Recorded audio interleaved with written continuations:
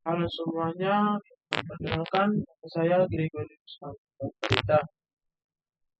Di sini saya akan menjelaskan tentang struktur dan fungsi Central Processing Unit atau CPU.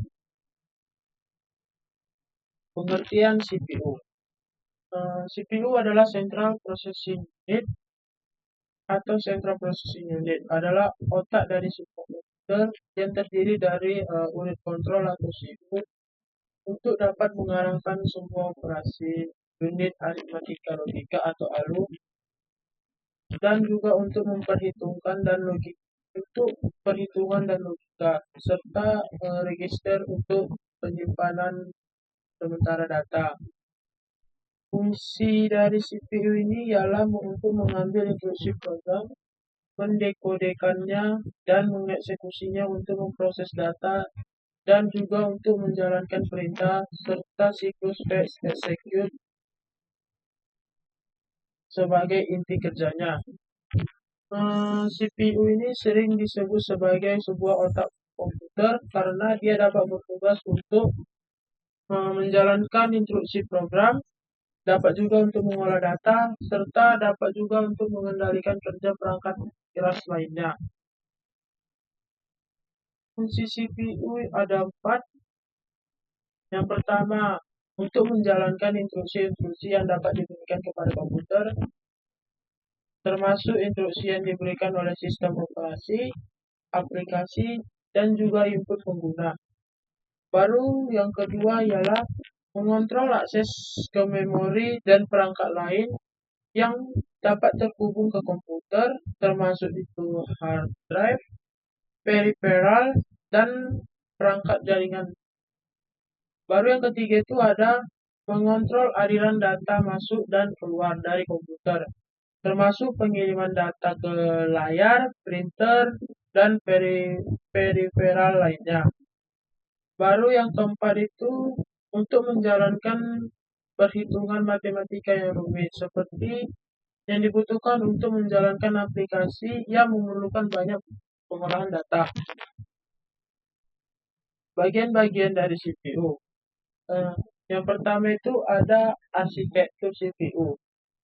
Arsitektur CPU ini merupakan bagian yang menjelaskan cara kerjanya CPU dalam menjalankan instruksi-instruksi yang diberikan kepada komputer. Arsitektur CPU itu terdiri dari beberapa bagian, yang diantaranya ialah register, ALU atau Arithmetic and Logic Unit, dan Control Unit. Yang kedua ada clock speed. Clock speed ini merupakan sebuah kecepatan maksimum yang dapat dicapai oleh CPU dalam menjalankan instruksi-instruksi yang diberikan kepada komputer. Clock speed ini bisa dinyatakan dalam bentuk hertz atau Hz atau megahertz atau MHz. Semakin tinggi clock speed yang dimiliki oleh CPU, maka semakin cepat pula CPU dapat menjalankan instruksi-instruksi yang diberikan kepada komputer. Yang ketiga ada core. Core merupakan bagian dari CPU yang dapat bertanggung jawab untuk menjalankan instruksi-instruksi yang diberikan kepada komputer. Saat ini beberapa jenis CPU ini memiliki lebih dari satu core, sehingga dapat menjalankan lebih dari satu instruksi secara bersamaan. Yang keempat ada cache. Cache merupakan bagian dari CPU yang digunakan untuk menyimpan sebuah data dan sering diakses oleh CPU. Dengan adanya cache, CPU dapat mengakses data dengan lebih cepat, sehingga dapat meningkatkan kecepatan komputer secara keseluruhan. Yang keenam ada heatsink. Yang kelima ada heatsink. Heatsink dan fan merupakan bagian dari CPU yang bertugas untuk menjaga suhu CPU itu supaya tetap stabil dan dapat menyerap panas yang dihasilkan oleh prosesor saat bekerja dan dapat mengeluarkannya keluar dengan bantuan fan. Baru itu ada Arithmetic Logic Unit atau ALU. Nah, Arithmetic Logic Unit ini atau ALU ini merupakan bagian dari CPU yang bertanggung jawab untuk melakukan operasi aritmatika dan logika sederhana seperti penambahan, baru pengurangan, perkalian, dan pembagian. Baru yang ketujuh ada interface unit atau view.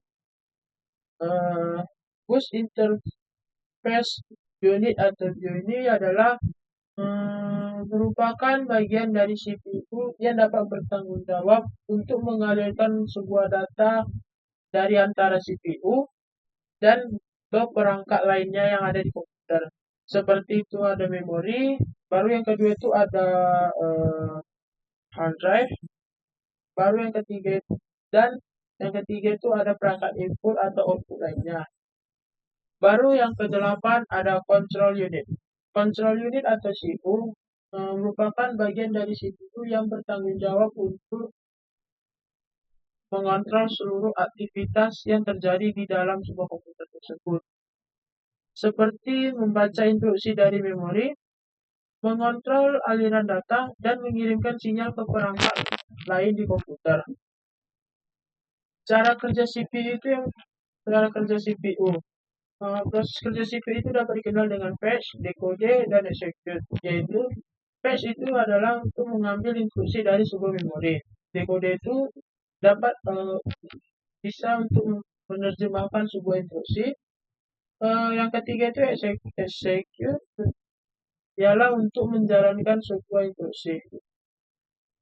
Proses ini berlangsung sangat cepat dan proses ini dapat berlangsung dengan cepat dan dalam hitungan detik saja. Baru peran CPU dalam sistem komputer. CPU itu sangat berperan penting dalam yang pertama itu untuk menjalankan sistem operasi, baru yang kedua itu untuk menjalankan sebuah aplikasi, baru yang ketiga itu untuk mengontrol perangkat input dan output, baru yang keempat itu yang terakhir menentukan kecepatan dan kinerja komputer. Kesimpulannya ialah Central Processing Unit ini adalah inti dari sebuah sistem komputer yang bertanggung jawab untuk menjalankan seluruh instruksi yang diperintahkan kepada komputer. CPU merupakan bagian terpenting dari sistem komputer karena CPU ini bisa bertanggung jawab untuk mengontrol dan mengolah seluruh instruksi yang diperintahkan kepada komputer. CPU ini terdiri dari beberapa bagian, termasuk register, control unit, dan arithmetic logic unit atau ALU. CPU ini juga menerima input dari perangkat keras lainnya seperti keyboard, mouse, dan hardware, dan juga dapat mengolahnya sesuai dengan instruksi yang diberikan oleh perangkat lunak, seperti sistem operasi atau aplikasi. CPU juga bertanggung jawab untuk menyimpan hasil dari pengolahan data ke dalam memori komputer. Sekian dari penjelasan saya tentang struktur dan fungsi Central Processing Unit. Sekian dan terima kasih.